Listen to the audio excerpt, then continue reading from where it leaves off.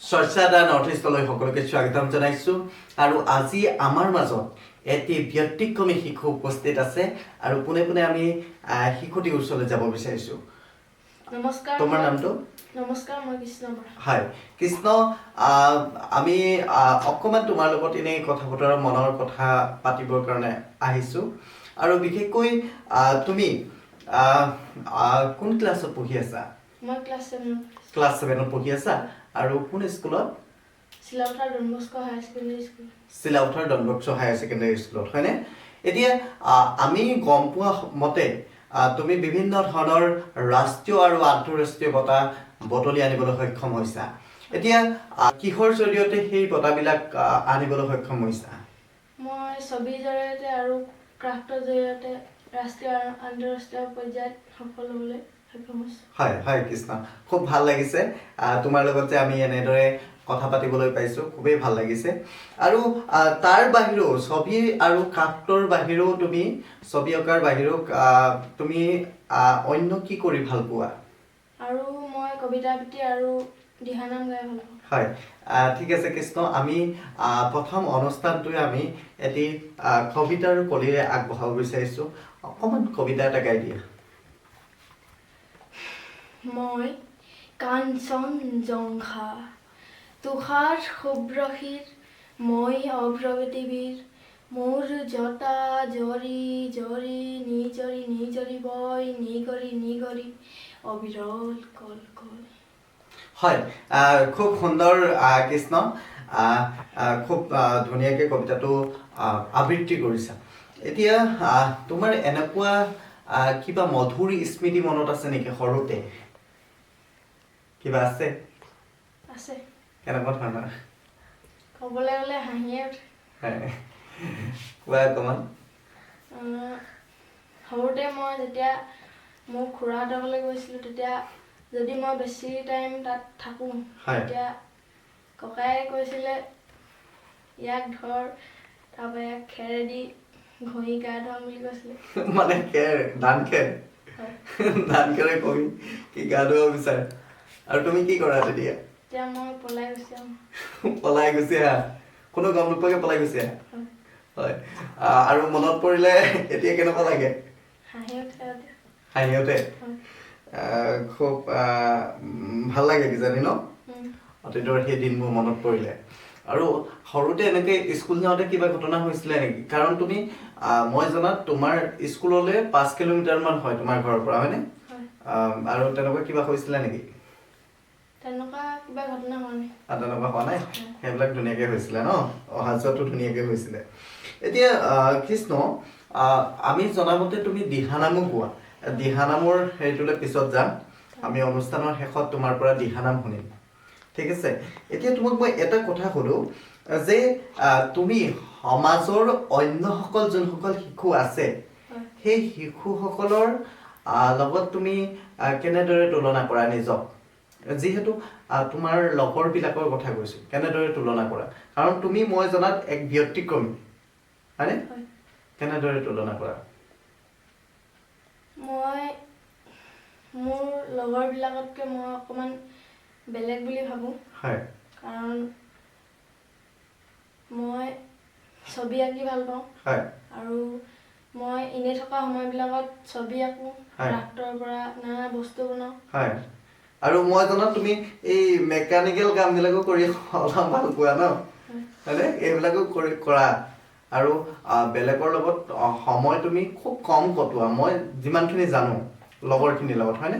আৰু নিজকে তুমি নিজৰ কামত ব্যস্ত কৰা, হয়নে? আৰু আজি সেইকাৰণে তুমি এইখন মঞ্চত আহিছা। আৰু তুমি এনেকুৱা কিবা অনুষ্ঠানৰ লগত বৰ্তমান জড়িত হৈ আছা নেকি? হয়, মই মন এটি আশা অনুষ্ঠানৰ লগত জড়িত হৈ আছোঁ। হয়, মন এটি আশাত কি কি কৰা তোমালোকে? মন এটি আশাত নৃত্য, কবিতা আবৃত্তি, দিহানাম। হয়, আৰু পঢ়া মেলা? পঢ়া মেলা কৰা। হয়। আৰু বেলেগ কিবা? বৰগীতো কৰা নেকি? বৰগীতো কৰা। হয়, ঠিক আছে। তুমি মাজতে এই কিবা বৰতালৰ প্ৰতিযোগিতাত অংশগ্ৰহণ কৰিছিলা মই জনাত। সেয়াত কিবা তুমি পুৰস্কাৰ পাবলৈ সক্ষম হৈছিলা নেকি? হয়। কোন জেগাত? লখিমপুৰ আছিলে নেকি? লখিমপুৰ নহয়, কোন জেগাত? বৰদলনি। বৰদলনি মানে ধেমাজি বৰদলনি ন? তাত তুমি বৰতাল প্ৰতিযোগিতাত বৰতাল বজোৱা আছিলে ন? বৰতাল বজোৱা প্ৰতিযোগিতাত তুমি কেই নম্বৰ পুৰস্কাৰ পাব সক্ষম হৈছিলা? প্ৰথম পুৰস্কাৰ? প্ৰথম পুৰস্কাৰ। সেয়াই আমি বিশেষকৈ ক'ব বিচাৰিছোঁ যে আমাৰ কৃষ্ণ বৰাই অকল ছবি অঁকা, কবিতা আবৃত্তি কৰা নহয়, বিভিন্ন ধৰণৰ সাংস্কৃতিক অনুষ্ঠানৰ লগত জড়িত আৰু যিহেতু শেহতীয়াকৈ বৰতাল বজোৱা কম্পিটিশ্যনত প্ৰথম পুৰস্কাৰ পাবলৈ সক্ষম হৈছে। আৰু কৃষ্ণ মই শেহতীয়াকৈ এটা কথা সুধিব বিচাৰোঁ যে তোমাক যদি এজন ভাল বন্ধু দিয়া হয় আৰু লগতে এখন ভাল কিতাপ দিয়া হয়, তোমাক তাৰ দুটাৰ ভিতৰত যিকোনো এটাহে চুজ কৰিবলৈ দিয়া হয়, তেতিয়াহ'লে তুমি কোনটো চুজ কৰিবা? তেতিয়া মই কিতাপখন চুজ কৰিম, কাৰণ যদি মই বন্ধুজন চুজ কৰোঁ তেতিয়া কেতিয়াবা মই বন্ধুজনক লগ নাপাবও পাৰোঁ। যদি মই কিতাপখন যদি ভালকৈ অধ্যয়ন কৰোঁ আৰু সেই জ্ঞানটো মোৰ লগত ভৱিষ্যতলৈকে কামত দিব, হয়নে?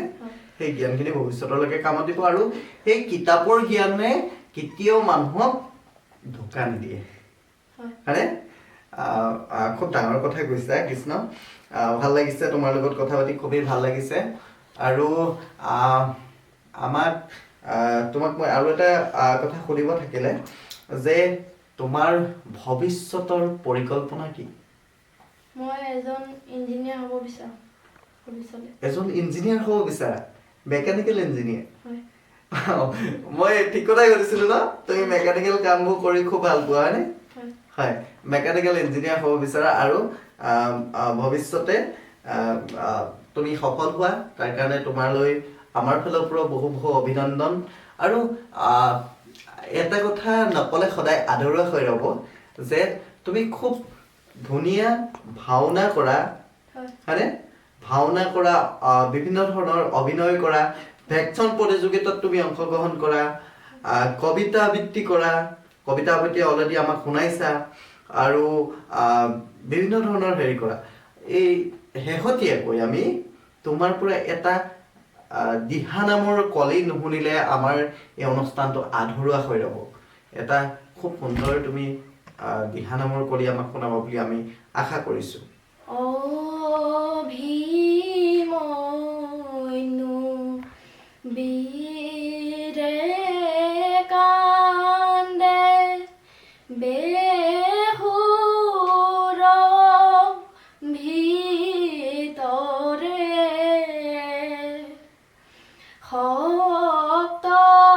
সপ্তৰথী দুৰাচাৰে বেৰি বেৰি মাৰে,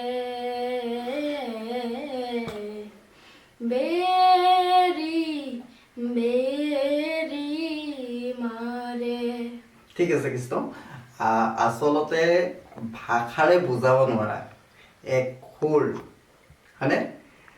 কিন্তু কৃষ্ণই কথা বহু কম কয়, কিন্তু সঁচাকৈ কৃষ্ণৰ যে সুৰ, কৃষ্ণৰ যি প্ৰতিভা সদায় অটুট থাকক আৰু ভৱিষ্যতলৈ এখন বিশাল মঞ্চলৈ যাতে এই সুৰ আৰু এই প্ৰতিভা ওলাই যায়, তাৰ বাবে আমাৰ ফালে বিশেষ অভিনন্দন থাকিল।